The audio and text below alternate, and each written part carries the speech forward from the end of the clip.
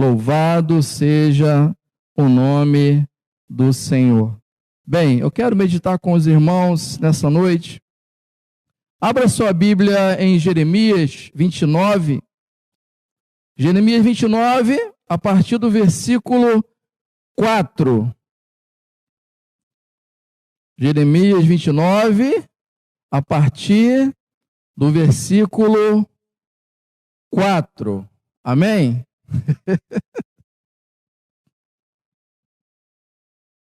Então vamos ler. Jeremias 29, a partir do versículo 4. Assim diz o Senhor dos Exércitos, o Deus de Israel, a todos os exilados que deportei de Jerusalém para a Babilônia: construam casas e habitem nelas, plantem jardins e comam de seus frutos, casem-se e tenham filhos e filhas, escolham mulheres para casar-se com seus filhos e deem as suas filhas em casamento, para que também tenham filhos e filhas. Multipliquem-se e não diminuam. Busquem a prosperidade da cidade para a qual eu os deportei, e orem ao Senhor em favor dela, porque a prosperidade de vocês depende da prosperidade dela.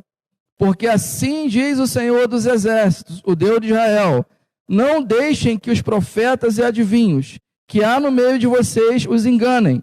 Não deem atenção aos sonhos que vocês os encorajem a terem. Eles estão profetizando mentiras em meu nome. Eu não os enviei, declara o Senhor. Assim diz o Senhor: quando se completarem os 70 anos da Babilônia, eu cumprirei a minha promessa em favor de vocês, de trazê-lo de volta para este lugar. Porque sou eu que conheço os planos que tenho para vocês, diz o Senhor. Plano de fazê-los prosperar e não de lhes causar dano. Plano de dar-lhes esperança e um futuro. Pai amado e soberano, louvado seja o nome do Senhor pela leitura da tua santa palavra. Eu te peço, fala aos nossos corações, ó Pai. Alcance, ó Pai, cada vida, Senhor Deus. Cada vida. E que sejamos tocados, ó Pai, pela tua palavra nessa noite. E consolados, ó Pai, que possamos receber ânimo, esperança, vida, Senhor Deus, em o nome de Jesus. Amém e amém. Bem, meus irmãos, o título para essa mensagem, podemos dizer, Vivendo pela Fé. Vivendo pela fé. A palavra de Deus diz que o justo viverá pela fé. Ou seja, é uma vida de prática.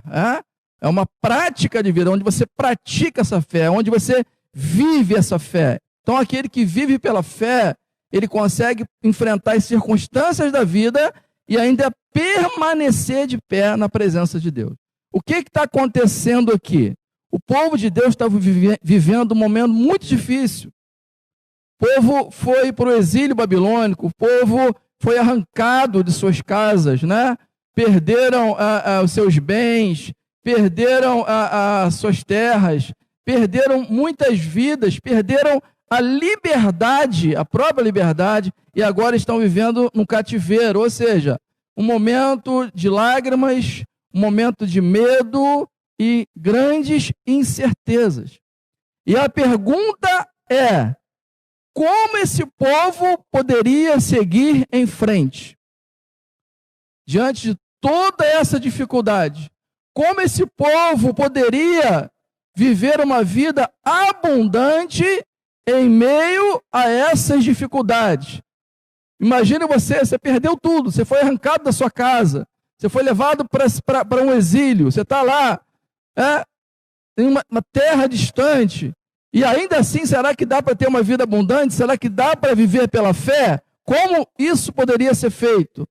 Então nós vamos ver isso nesse momento, e eu quero trabalhar com os irmãos 3 verbos, que eu vou chamar de o tripé da fé. Primeiro, que é ouvir.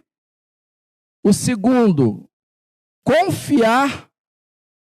E o terceiro, obedecer. Tá bom? Vamos chamar então do tripé da fé.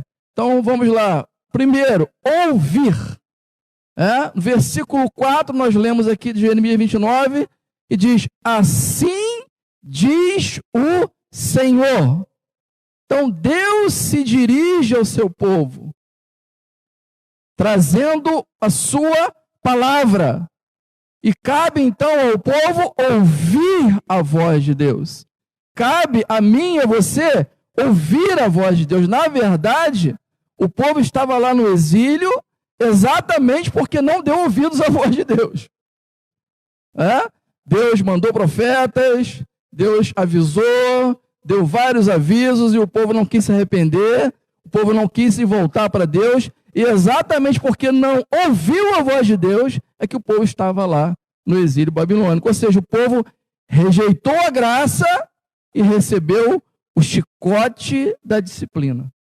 E a consequência foi o exílio babilônico. Meu irmão, quando nós rejeitamos a palavra, quando nós fechamos o coração para a voz de Deus, quando nós rejeitamos a graça de Deus, nós podemos receber o chicote da disciplina. Quando nós não damos ouvidos a Deus, nós podemos pagar um preço muito alto por causa disso. Portanto, meu irmão, se queremos ter uma vida feliz, abundante, em qualquer situação, não importa se é pandemia ou qualquer outra dificuldade, porque como eu tenho falado, todos nós estamos enfrentando um problema em comum, que é o coronavírus. Mas nós temos nossos problemas particulares também, as nossas dores particulares. Mas seja em qualquer situação, se você quer ter paz e viver uma vida abundante em meio às dificuldades, você precisa aprender a ouvir a voz de Deus, a ouvir a palavra de Deus. Presta bem atenção, não é só conhecer a palavra, não é só ensinar a palavra, mas é dar ouvidos, é abrir o coração para a palavra de Deus. Com relação ainda a ouvir, eu acredito que tem dois extremos que às vezes nos impedem de ouvir a palavra, a voz de Deus. Dois extremos. Primeiro, é quando está tudo bem na nossa vida. Está tudo bem, você está vencendo, está conquistando, o mar está tranquilo, você está adquirindo, é só vitória, e você às vezes acaba se perdendo nas vitórias. Aí, pastor Emerson, uma pregação aí, se perdendo nas vitórias.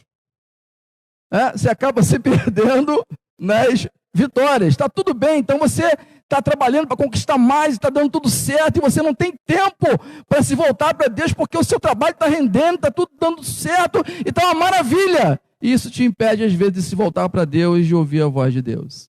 E, afinal de contas, nem dá para ir na igreja, né? Porque tem tanto, a bênção está tão grande, é muita bênção.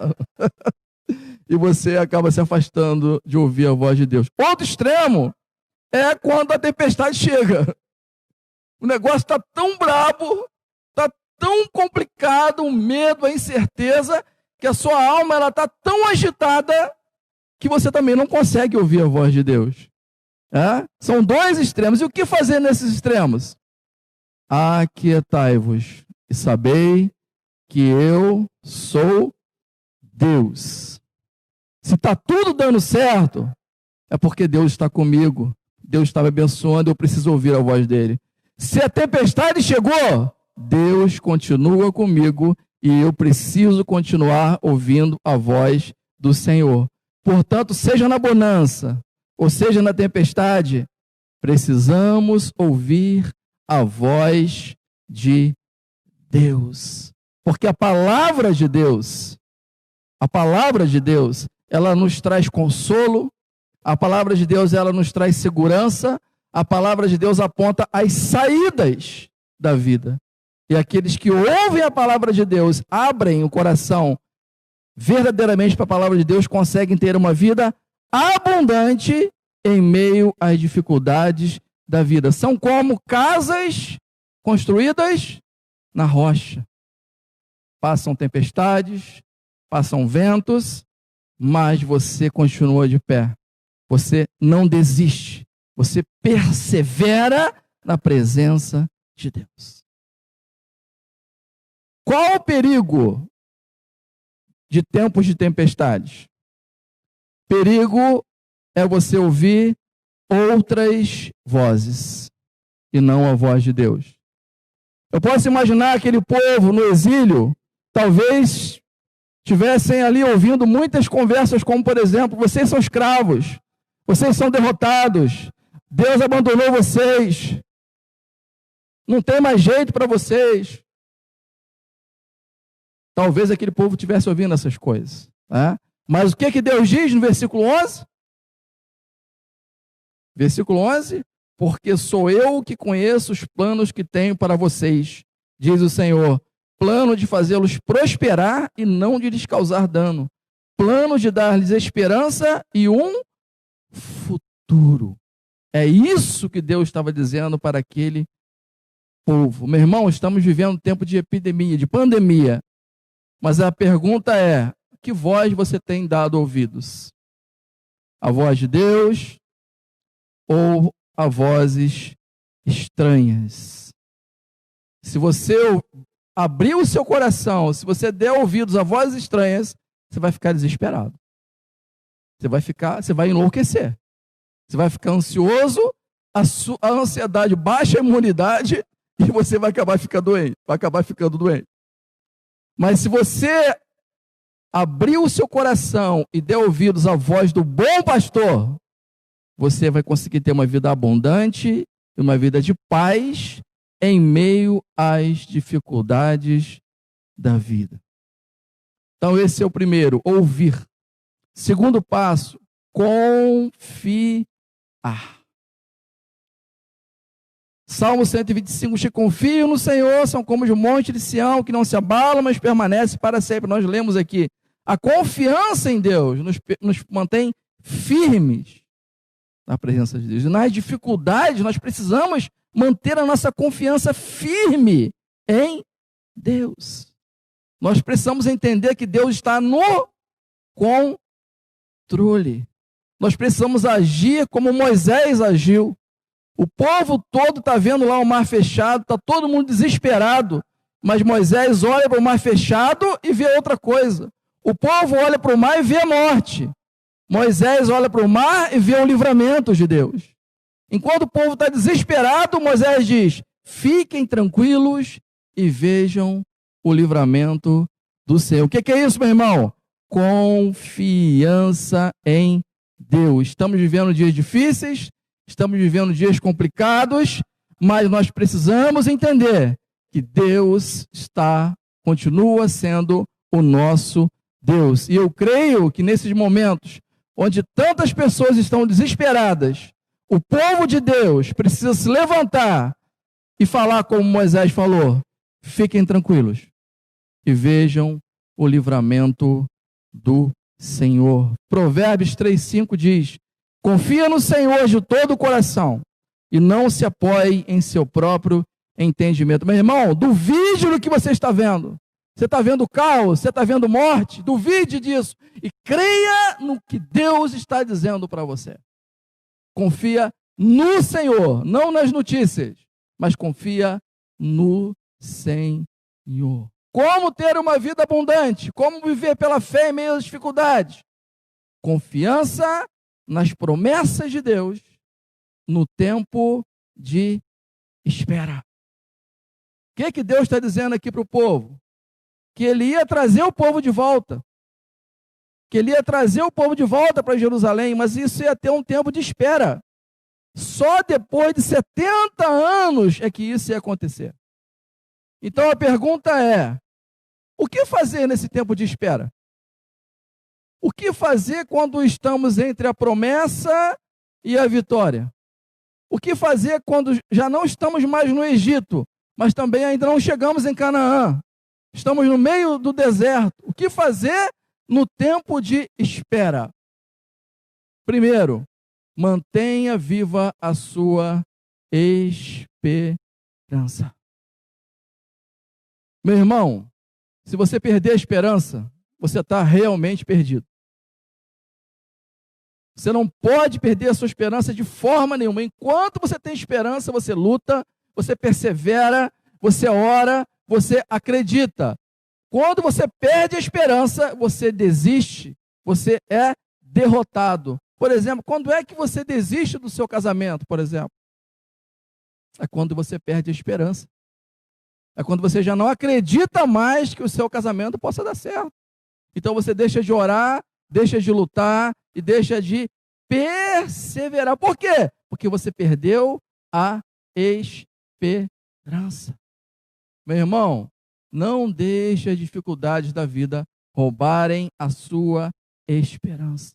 O tempo de espera não pode roubar a sua esperança.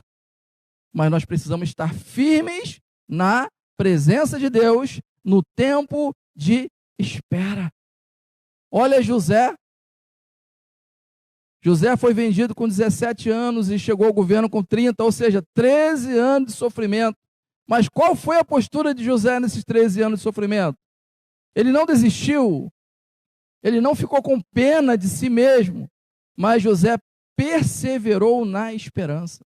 Gênesis 39, 2 diz: o Senhor estava com José, de modo que este prosperou. Aonde José ia, Deus abençoava. José foi para a casa de Potifar e virou administrador. Foi para a prisão, virou chefe lá dos bandidos. Faraó tem um sonho e José vai lá e interpreta.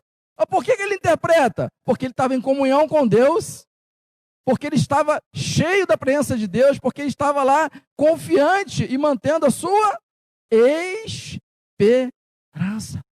No tempo de sofrimento, José conseguiu viver uma vida abundante.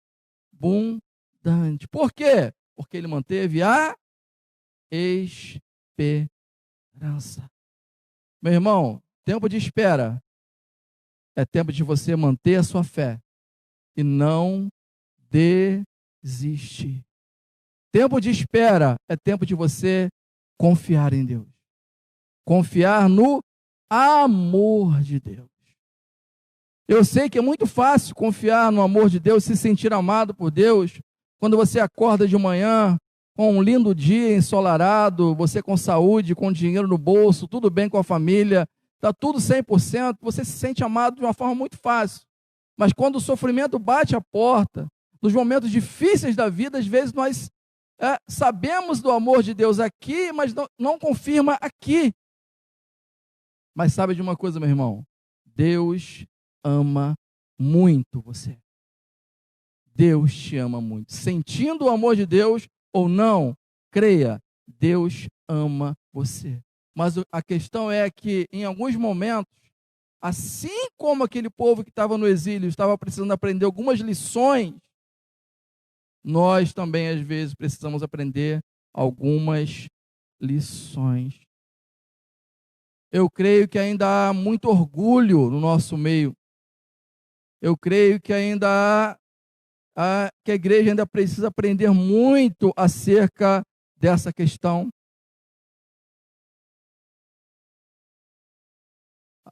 Pessoas que têm posição, títulos, doutores, diplomas, doutorado, mestrado, PhD, perequetê, não sei mais o quê.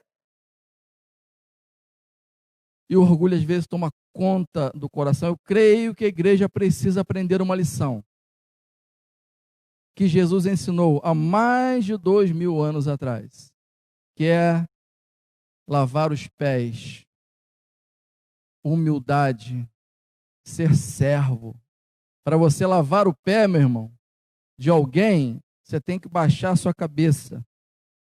Para você lavar os pés de alguém, você tem que aprender a se humilhar. Você tem que quebrar o seu coração. Você tem que quebrar o seu orgulho. Ah, mas eu sou isso. Ah, mas eu tenho. Meu irmão, você é o quê? Meu irmão, você tem o quê? Nós não somos nada e nós não temos nada, meu irmão. Meu querido, você que é casado, se você morrer, daqui a pouco a sua esposa casa de novo, meu filho. E aquele carro que você diz que é seu, vai entrar outro cara dentro do carro.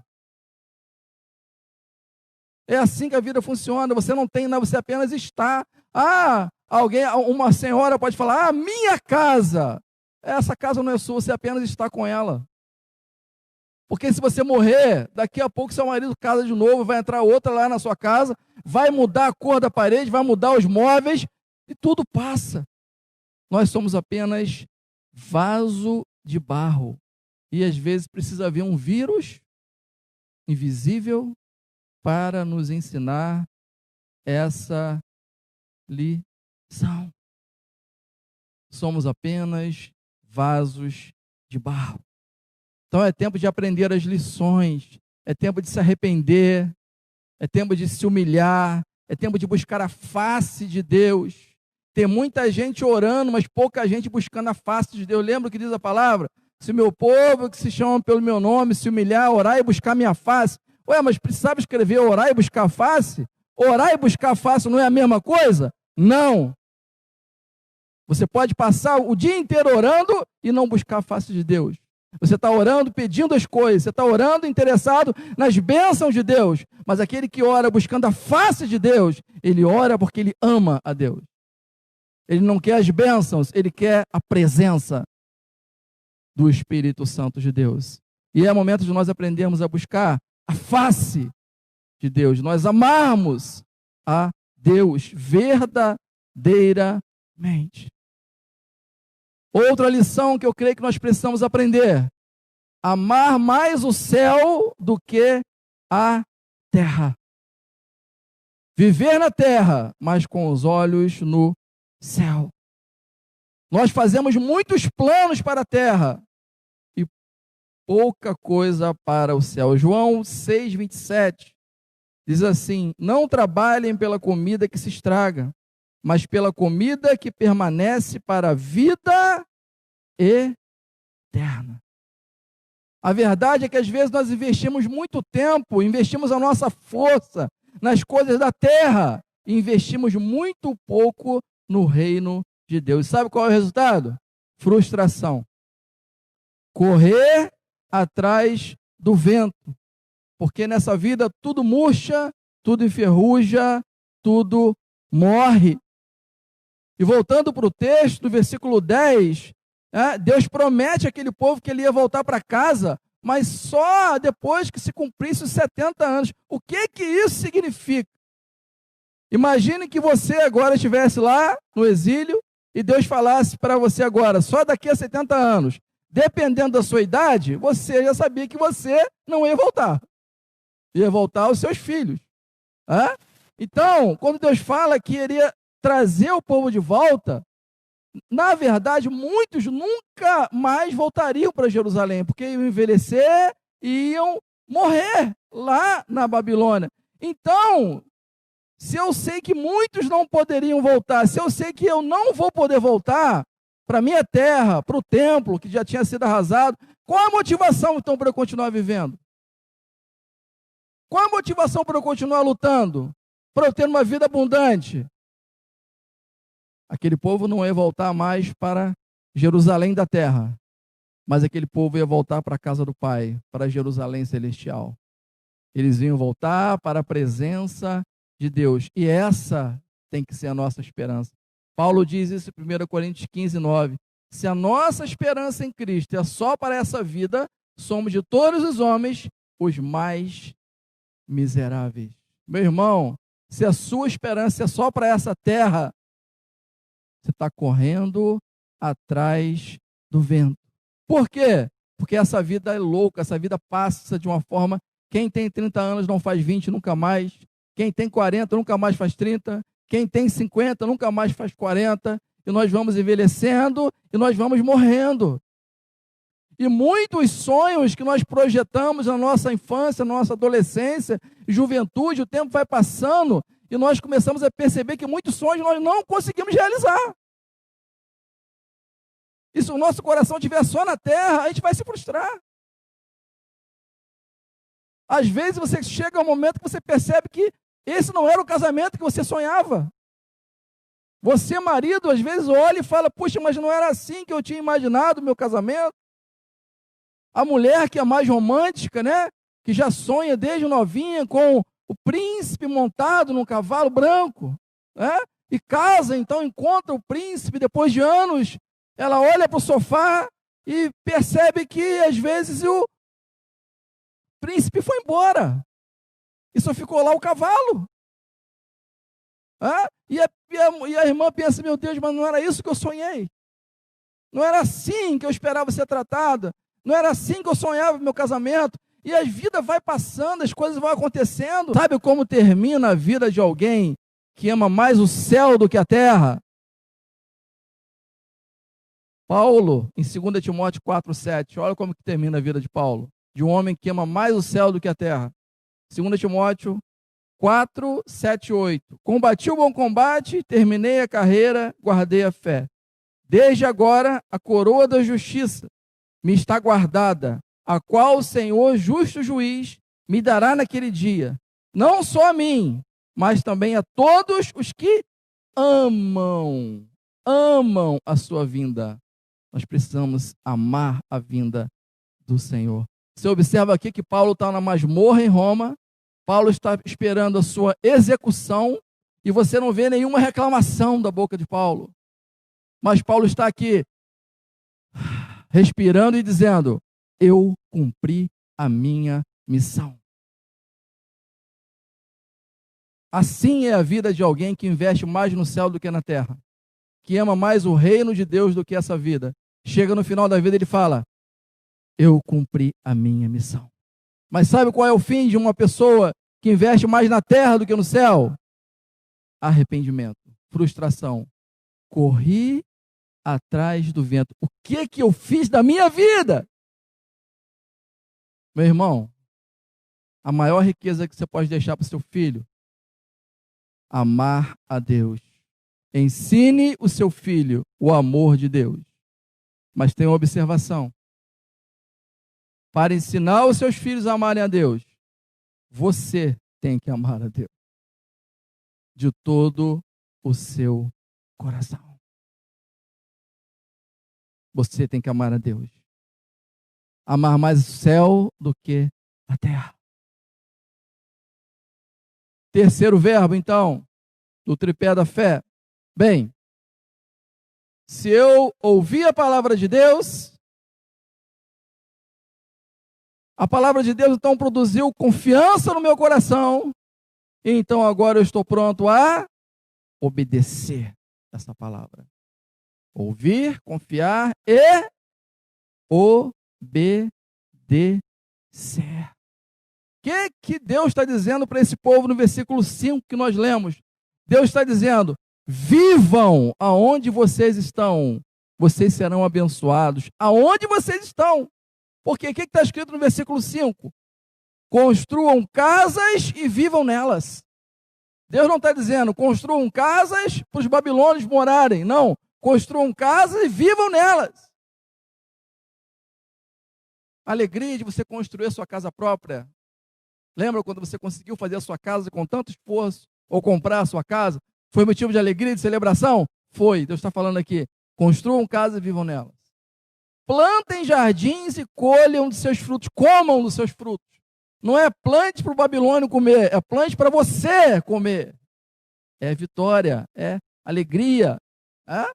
Casem e tenham filhos e filhas. Meu irmão, casamento é um dos momentos mais felizes da vida de uma pessoa. Casamento é momento de celebração. Casamento é momento de alegria. E Deus continua falando, multipliquem-se e não diminuam, ou seja, cresçam em meio à dificuldade. Então Deus está falando aqui de alegria, de celebração, de crescimento, mas tudo isso lá dentro da Babilônia. Não era só quando voltasse para Jerusalém. É crescimento, é celebração, é alegria, é vitória lá dentro do exílio.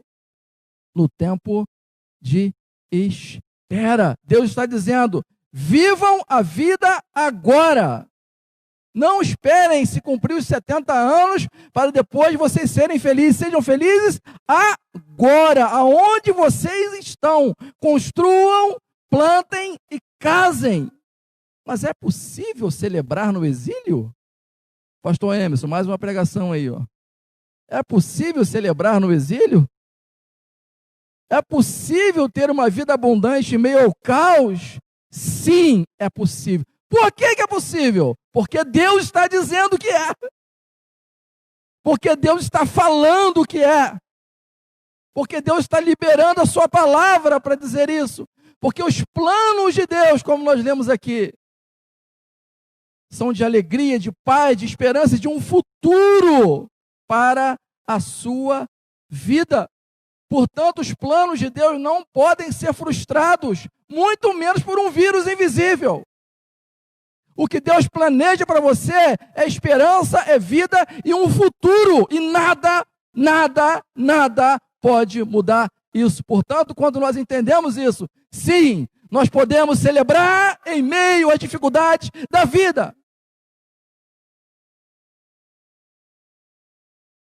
Deus manda confiar. E se Ele manda confiar e viver pela fé, é porque Ele garante a nossa vitória. Meu irmão, aquele povo estava longe de Jerusalém, aquele povo estava longe do templo, mas aquele povo não estava longe de Deus. Deus estava lá no meio deles, e a presença de Deus garante a nossa vitória. Perdemos a nossa liberdade de transitar livremente nesse momento. Estamos afastados dos amigos, dos parentes, da família. Estamos longe de muitos amigos, mas nós não estamos longe de Deus. Portanto, podemos celebrar sim. Podemos ter uma vida abundante nesse momento, sim. Podemos ter paz nesse momento, sim. Por quê? Porque Deus nos garante essa vitória. É possível, sim. Por quê? Porque Deus diz que é. João 16:33. No mundo tereis aflições, mas tende bom ânimo. Eu venci o mundo. Meu irmão, levanta a cabeça. Meu irmão, olha para frente. Porque Jesus está dizendo, vocês vão ter aflições. Nós estamos passando por esses momentos. Mas Ele fala, tenham bom ânimo. Vivam a vida agora. Porque eu estou com vocês. Levante a cabeça, igreja de Deus. Qual a outra ordem de Deus? Está lá no versículo 7 de Jeremias 29. Versículo 7. Busquem a prosperidade da cidade para a qual eu os deportei e orem ao Senhor. Meu irmão, ouvir, confiar e obedecer. Qual é a ordem de Deus? Orar. Orar. Orar. Meu irmão, você acredita no poder da oração? Você acredita que a oração pode mudar circunstâncias? Então vamos orar. Vamos clamar a Deus.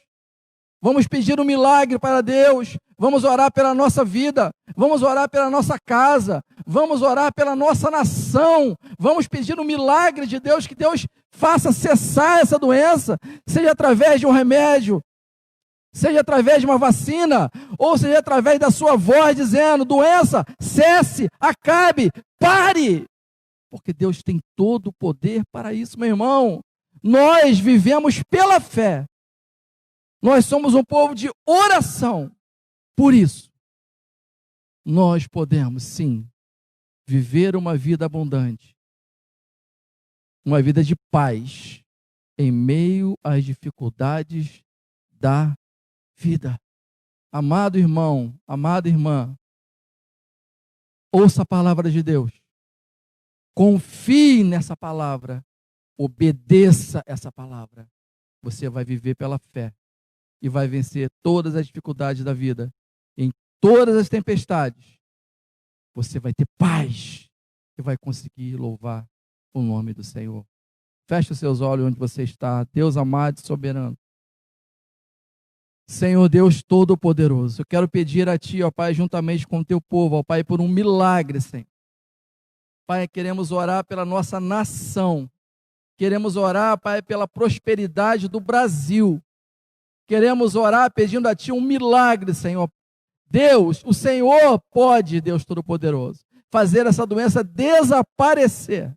Seja através de um remédio, seja através de vacina, ou pela Tua voz, diretamente falando esse mal. Assim como o Senhor falou para o mar, mar, se acalme. E nós clamamos ao Senhor, ó Pai querido, faça um milagre nessa nação, ó Deus. Mas eu te peço mais ainda, faça um milagre no coração. Faça um milagre no interior de cada vida, ó Pai amado. Para que haja verdadeiramente um conserto, para que haja salvação, para que vidas nesse momento levantem a mão para Ti e se entreguem ao Senhor. Pessoas que nesse momento estão entregando o coração ao Senhor, porque o Senhor é o nosso Deus. O Senhor é a vida, é o nosso escudo, é a nossa rocha, é a nossa alegria. Pai, receba a nossa oração, ó Pai, e que possamos receber a Tua paz para enfrentar todas as dificuldades da vida, seja coronavírus, seja o que for, mas nos manter firmes na Tua presença, porque nós somos um povo que ouve a Tua voz, que confia na Tua palavra e que obedece o que a Tua palavra diz. No nome de Jesus. Amém.